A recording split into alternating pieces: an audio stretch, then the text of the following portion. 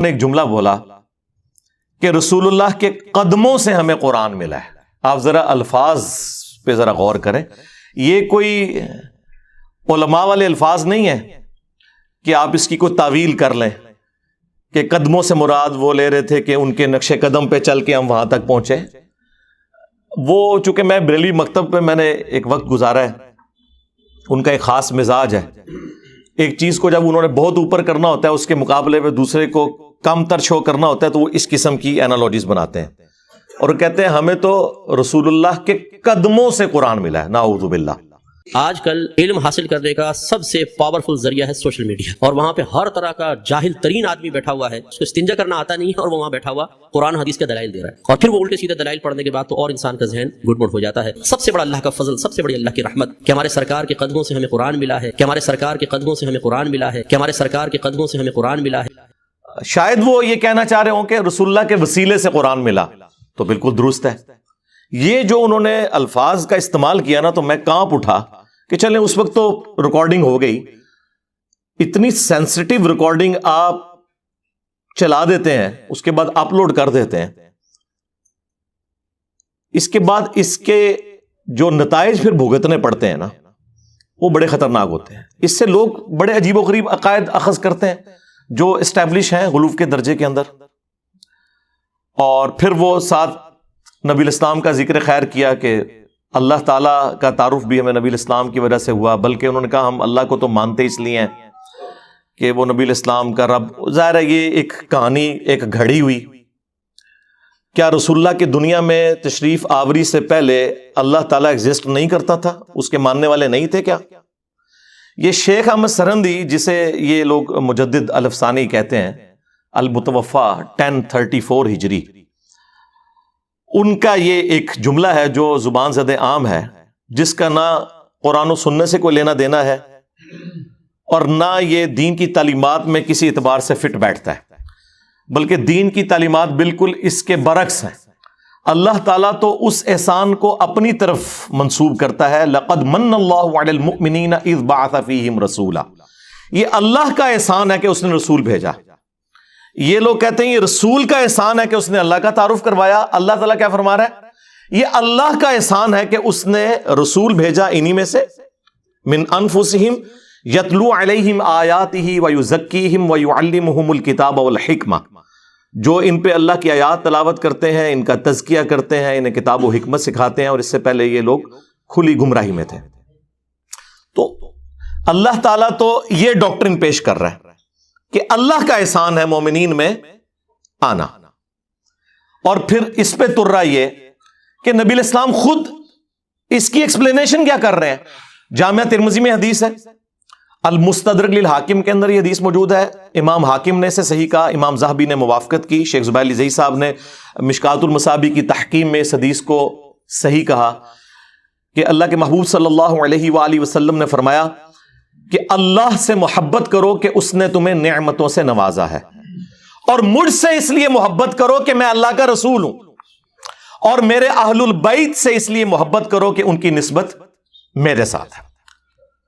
صلو علی محمد وآل محمد, اللہم صلی علی محمد وعلی آل محمد. یعنی نبی الاسلام چین کیا جوڑ رہے ہیں کہ آپ نے اللہ کی نسبت سے معاملات کو لے کے چلنا ہے, یہ الٹ چلتے ہیں.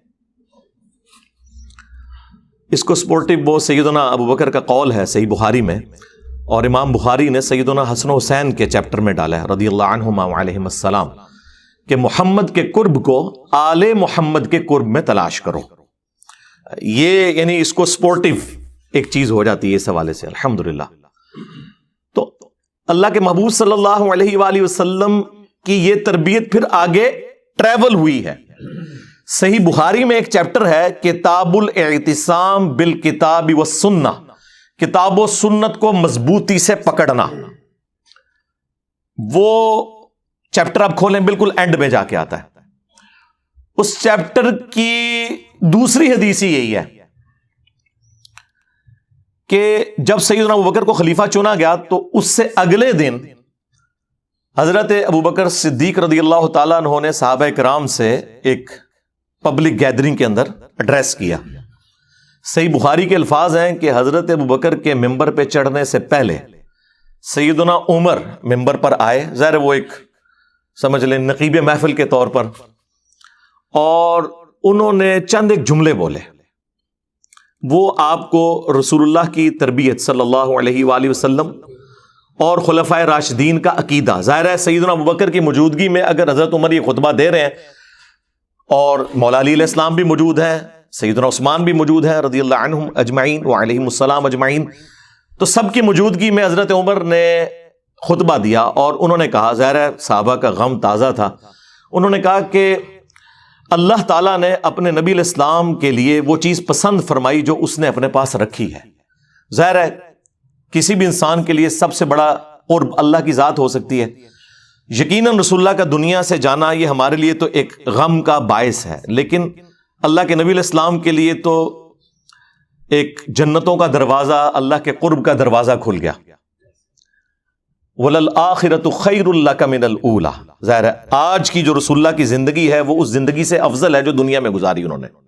اور قیامت کی اس سے افضل ہوگی اور جنت کی اس سے بھی افضل ہوگی، ہر آنے والا لمحہ پہلے سے بہتر ہے۔ تو سیدنا عمر نے کہا کہ نبی علیہ السلام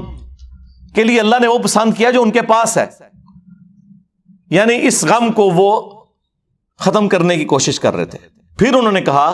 کہ تمہارے پاس یہ اللہ کی کتاب موجود ہے جس کے ذریعے اللہ نے تمہارے نبی کو ہدایت دی،